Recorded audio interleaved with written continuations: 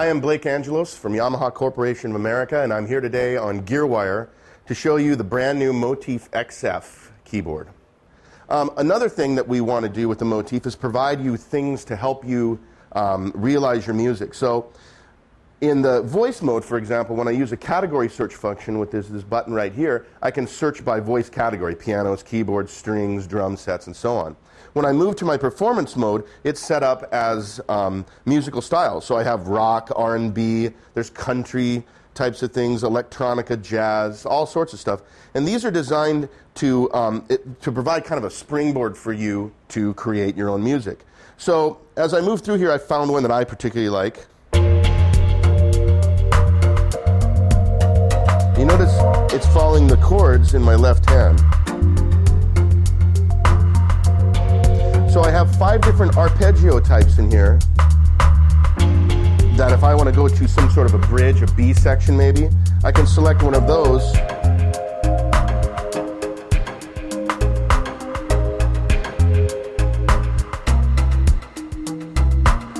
and then go back to my A section.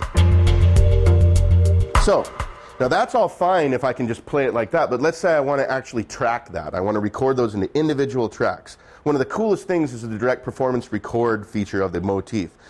I want to do this, all I have to do is just press the record button. I can point at either a song, which will be a linear if I know exactly I'm going to play this for 128 measures, or I can go to the more, I think the easier one to do, since music is based on patterns, the pattern mode. So I've selected a section A of the pattern mode to record my first ARP. And then I'm going to select a section B and record that second ARP. So I even have it set up here so key on start. As soon as I press a key, it'll immediately start recording, which is great. It helps you keep your head around the creative flow. So as I press this first one, I'm recording.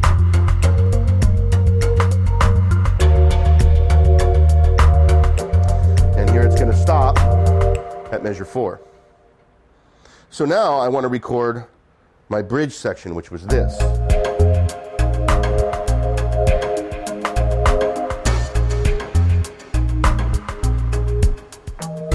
Okay, so I hit record again. Now instead of section A, I need to point it at section B because that's the next one I'm going to record.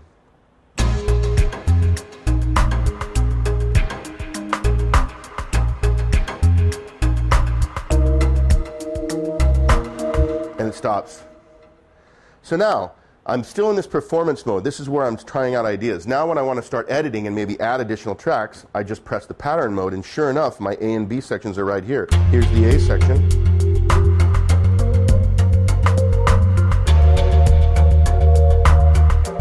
And here's the B section.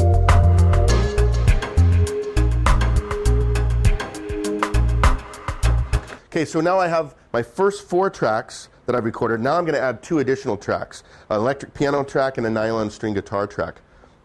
So this time I'm going to count it off.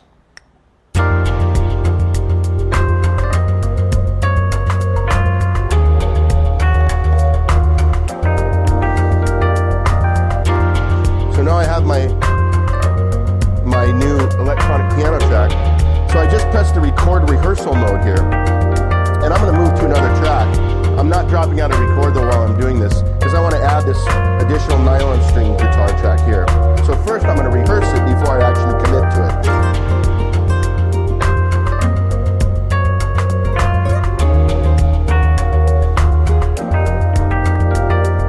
So now I think I have something that I want here. So I'm going to go ahead and record that. So select the record button. Now I'm dropped into record.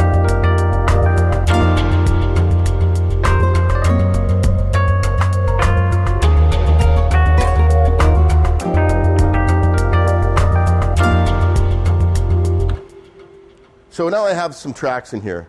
If you notice over here, I can mix all this stuff over on my left-hand side because I have these faders here. So in mixing mode, I can see what looks like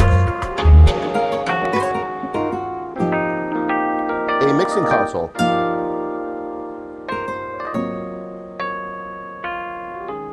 So I like that. I'll bring in my other tracks here, see where they sit.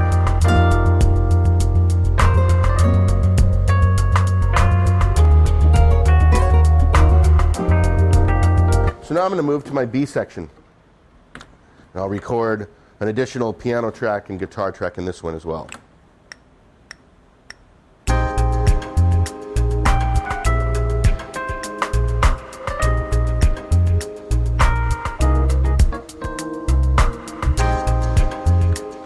Record rehearsal mode. I'll go to my guitar track and see if I can find something I want to play here before I actually commit to it.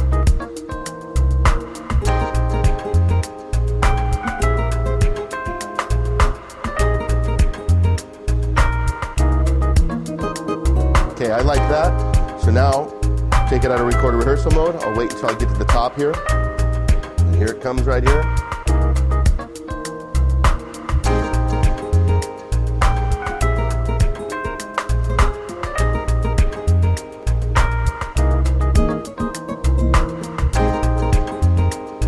So now I have my A and my B section.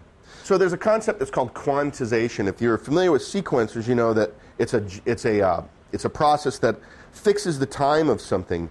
But generally, it's something that's somewhat destructive. And inside the motif, we have a thing called play effects. They allow me to do non-destructive quantizing. So when I'm in here, I can turn on, I'm soloing my guitar track here, and I can turn on just the 16th note. And if I don't want it to be 100% quantized, I can change the strength so it's not as hard of an effect. If I want to swing it, I can change the rate up. If I even want to adjust it so the guitar player is laying behind the beat a little bit, I can, or leading the beat, I can add or subtract clock pulses. So if I want it to lead the beat, I can subtract clock pulses, or I add clock pulses in the clock shift area. So let's see how this sounds with my time fixed here.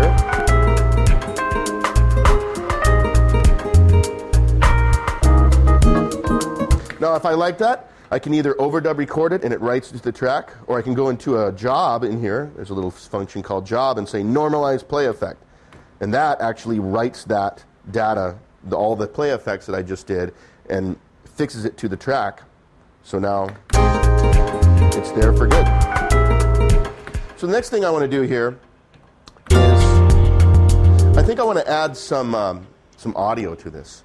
That's one of the coolest things about the Motif line. From the original Motif through the Motif ES, the Motif XS, and the Motif XF, we have this process called integrated sampling, which allows me to add audio tracks. I can have 16 tracks of audio in here if I want. I can have 8 tracks of MIDI, 8 tracks of audio. I can mix and match whatever I want. And there's a few different types. One of them, I can have a guitar player come in and play a solo of it, just like I would in some sort of a software DAW or a tape recorder or a digital recorder.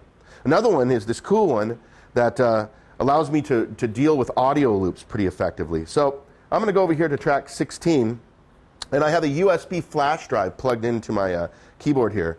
I've got some loops on here, and I'm going to listen to a few of those and see if there's one that I want to try. I can actually audition it directly from the front of the keyboard here. So if I grab one here, I can press this. I don't like that one. It's a little bit too much. Let's see what this R&B one sounds like. That might be cool. So I'm going to go ahead and I'm going to load that into track 16 all the way over at the end here. Say load. Now this is a WAV file. I could have also loaded an AIF file, 44.1 16-bit, anywhere in the sequencer I want. So I'm over here now. There it is. I put it on the C here. But if you've ever worked with audio, sometimes you have to figure out how to match this stuff. So let's see what it sounds like.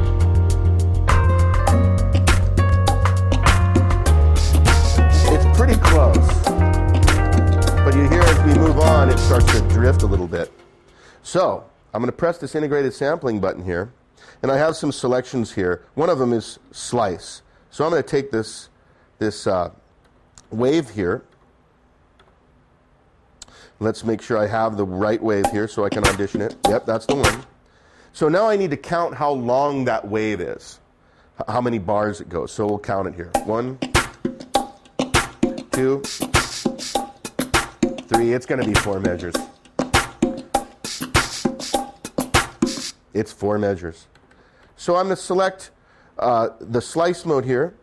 Type is beat. I have other types of things that I can slice. If I maybe brought in a vocal sample, I could maybe set the type to phrase, so it uses different criteria to slice it up to make the audio sound great. We'll just say beat here. It's 4 measures long. It is 4/4 time. I think I'm going to go ahead and try it. So I hit the apply button. Now what it's doing right now is it's taking all of the individual pieces of that wave. Some of them are this long, some of them are this long, and it's slicing those up, but it's also associating note data to it. So the notes are actually going to be the same length as the wave, which is pretty slick. What the end result will be here is that it will sound really great and allow me to change the tempo wherever I want and have the flexibility that MIDI gives you to be able to play something in slow and then speed it up if you want to do that. So let's hear what it sounds like now that I've sliced it. So that's the sliced wave playing back for me, and it sounds pretty good. I think I'm going to go ahead and press this enter button to write it to that track. So let's go over here to the pattern mode and see what we got. So here's my track here, and just to show you that I can now move the tempo around, I'll just change the tempo here. Faster, slower. Now let's hear what it sounds like in context to my groove here.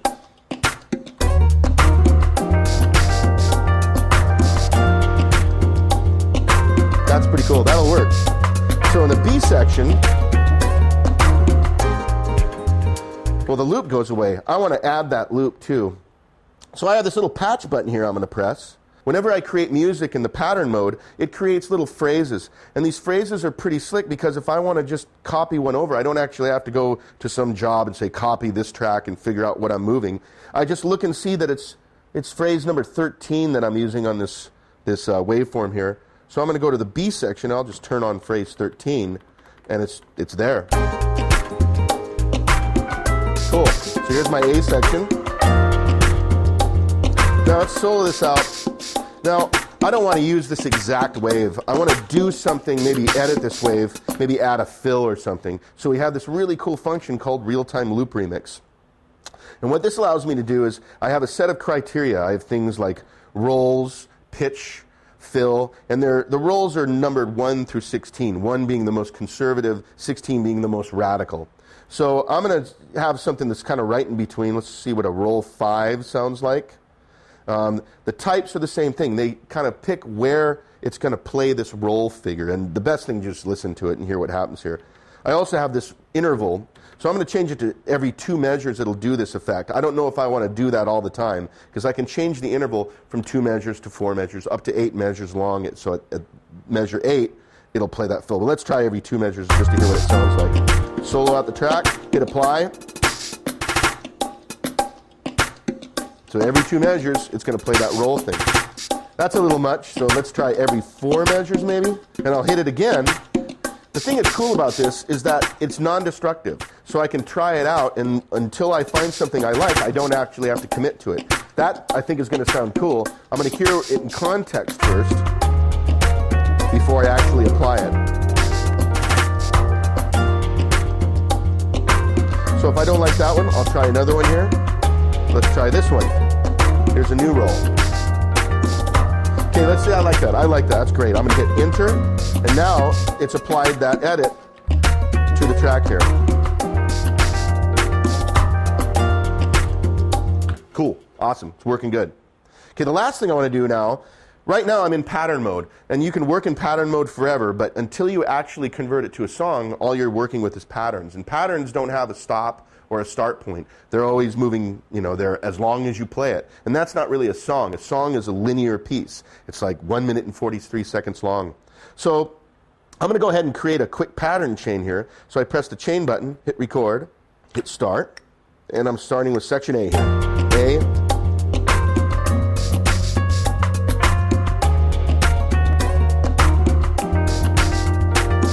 and we'll maybe one more time on A. Now I'm going to switch to B here on measure 9. And it waits for measure 9 to go. There's measure 9. Okay, now I'll make that go 4 bars. Now I'll go back to A.